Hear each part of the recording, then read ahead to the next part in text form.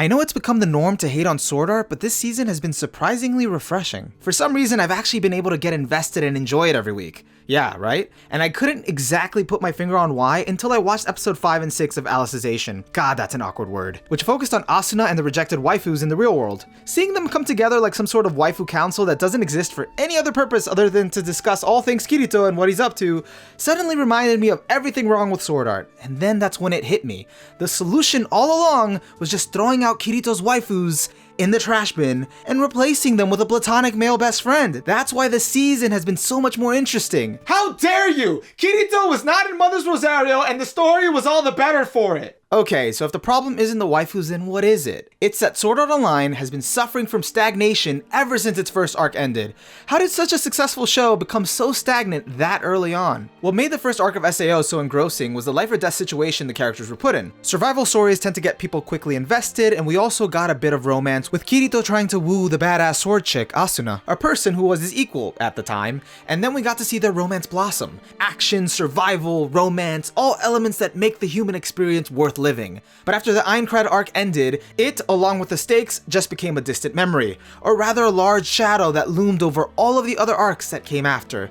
That initial hook was gone, and now the story needed to find a way to keep itself going, whether it was relegating Asuna to a damsel in distress role, or just making Kirito being able to solve everything by default because he's Kirito. The stakes kept getting reduced, the other characters kept falling even more and more to the background, and it just started feeling a bit unrealistic. Like, how many times do we want to see Kirito do the same predictable thing? I bet if he had a dating profile, it would just read, "I win at games." We want a story to engage us, to excite us, to keep us guessing, to throw us for a turn. Familiarity breeds boredom. Once you have a formula, if you don't change it up, that spells the end for story interest.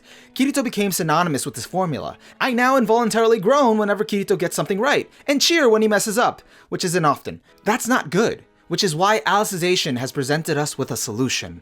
Thank God. Alicization takes the familiar and changes it enough to make it unfamiliar. By severing Kirito from the real world, his relationships, his skills, and even his identity, he's given a clean slate, and so is the audience. We don't know the stakes, but we do know this is Kirito, and because we know this isn't a brand new story, the state that he's in is not going to be permanent, which gives us deeper implications as to what might happen to him. Growing up in this world will eventually produce a conflict of memories, two lives that he's lived that are equally as valuable to him. Kirito as a character is in flux, he's vulnerable, and that's what makes it intriguing. The thought of what will become of him, how will this pan out, at least initially, but I'll touch on this a little more later. What also breathes new life into the season is having characters that share in his spotlight. Eugeo is the first character in a while that is his equal, or has the potential to become his equal, and even more so, it's focused on their platonic friendship, which is rare in SAO because most of the time, less focus is put on actual relationships and more on adding more girl characters and then banishing them to the horror.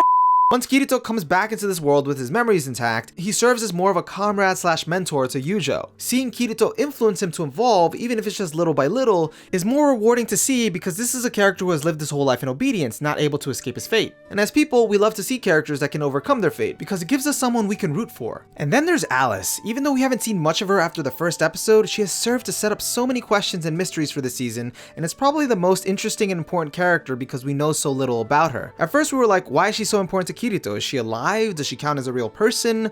What happened to her after she was taken by the church? And now it's, what significance will she play in the story considering she's the first bottom-up artificial intelligence? And it's these new characters that allowed me to see the fascinating themes that are at play here, such as what counts as a living being, and do relationships we form in the virtual world count as much as the real world? Then I realized SAO has been building up these themes all throughout its other seasons, however it was harder to appreciate them because the characters had become stale, and if your characters aren't interesting, no matter how great your themes are, no one's going to care. Bringing it back to Kirito, he's back in a situation where he's stuck in a virtual world because his life hangs in the balance again, except this time, it's the virtual world that is saving him. I was pretty interested in what was happening until this moment where Kirito looked at his sword and smirked. I remember audibly shouting, come on, I hope he doesn't just easily cut down the tree with one strike. And then he didn't, and that was the single greatest moment it could have given me. And then when he was fighting the goblins, we got a pretty great action scene, but as soon as he whipped out a signature move, I was like, alright, it's the same old thing, he's gonna win. But then seeing the visible fear in his face when he thought he was about to die for real, showed me that this wasn't just a game he could beat. And in the moment he thought he was going to die,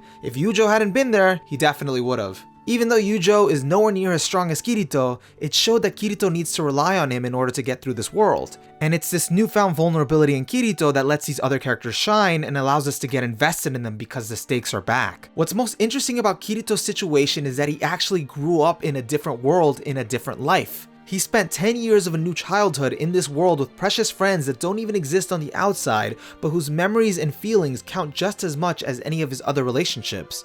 Or do they? I can definitely foresee this causing some dilemma later on. As Kikuoka suggested, do all of these artificial beings amount to less than one human? And it's this sort of philosophical debate that really makes you think about the value of life and even your own existence. That's why I feel like the author Reki Kawahara has started to get more of a handle on his material and his characters, because even with this episode, both Asuna and Rinko felt like real people, with the latter feeling remorseful that she couldn't stop Kayaba because of her own personal feelings, and Asuna basically telling her that she can't escape her own sins, all she can do is live every day facing them, which is actually the kindest and most real answer any human can give. And this just goes to show that authors can improve.